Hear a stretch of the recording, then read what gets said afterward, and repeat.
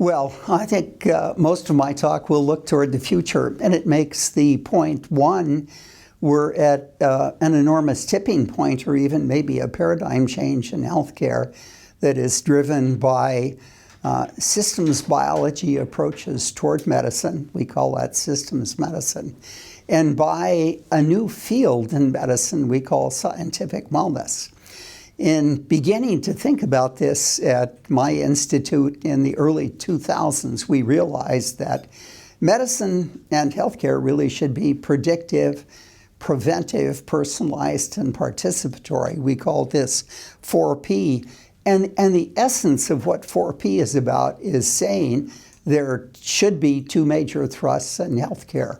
One to deal with disease, the other to deal with wellness.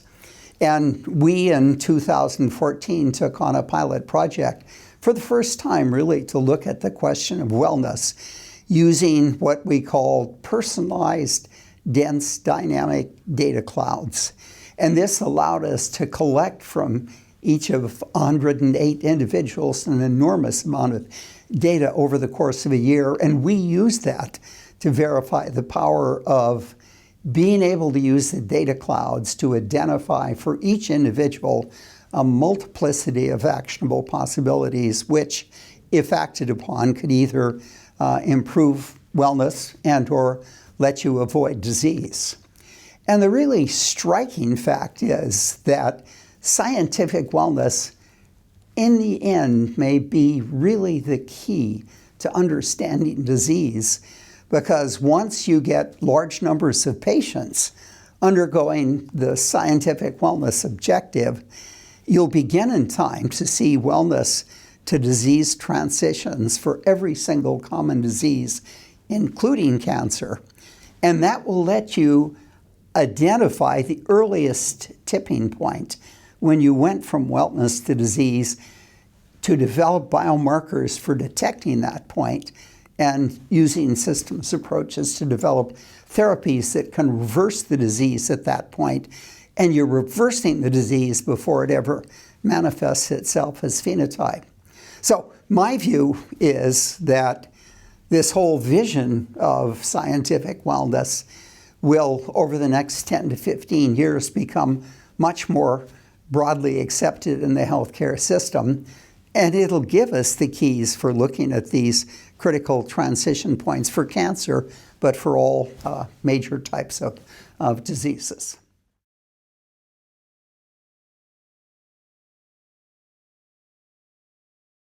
The personalized dense dynamic data clouds are really powerful tools for studying disease as well as for studying wellness, because you can use them to follow the course of disease, to follow the response to therapy, to follow the resolution after therapy and the return to health or the failure to return to health. So I think the dense dynamic data clouds are really the essence of what everybody is now calling precision medicine. Although I will say most people think about precision medicine primarily in terms of genomics.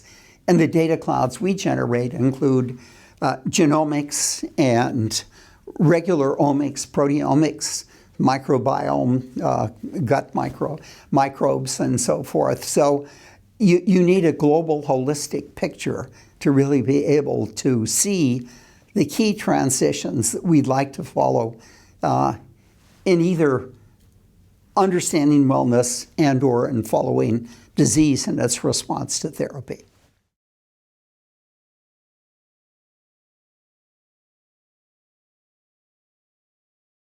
Couldn't agree more with your point. And I think the sociology is much harder than the engineering to deal with.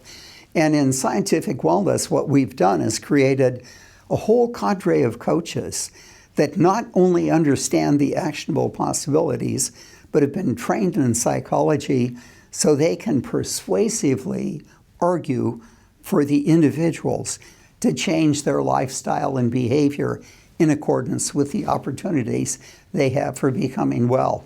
I think physicians are not at all good at dealing with patients in those kind of terms. And I think they'll come to be a whole new field in healthcare that is called scientific wellness coaching, where people will be trained in biology and medicine and nutrition and inflammation, but they'll be trained in psychology as well and have the ability to become your mother so that you feel responsible for changing your behavior in appropriate ways. That's the fourth P, actually. That's the participatory P, and it's really what's missing in people's thinking about precision medicine today. And, you know, P4 medicine is really precision medicine, or at least a part of what people think. I like the four descriptors because they tell you what medicine really should be and not just give it some arbitrary definition of precision.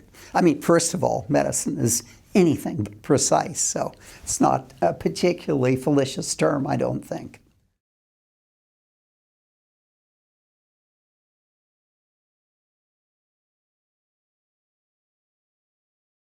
Oh, I think there's going to be, I really think we're at a tipping point, and I think P4, as it gets embraced in the healthcare systems, are going to cause an enormous reorganization of the healthcare system, an enormous reorganization of how we think about wellness and disease. We're just at the very beginning of seeing how profound these revolutions are going to be. I see physicians that can operate almost in total isolation from healthcare systems with 3 or 4 coaches and 1,000 patients practicing scientific wellness, the physicians concentrating on the transition points to disease and everything. I see a whole new field emerging with these scientific wellness coaches. I see hospitals themselves becoming largely delocalized. The point of care will shift from the hospital to the home. And in fact, in the future, we'll be able to generate all the measurements we need with a device equivalent to the tricorder that will be used at home.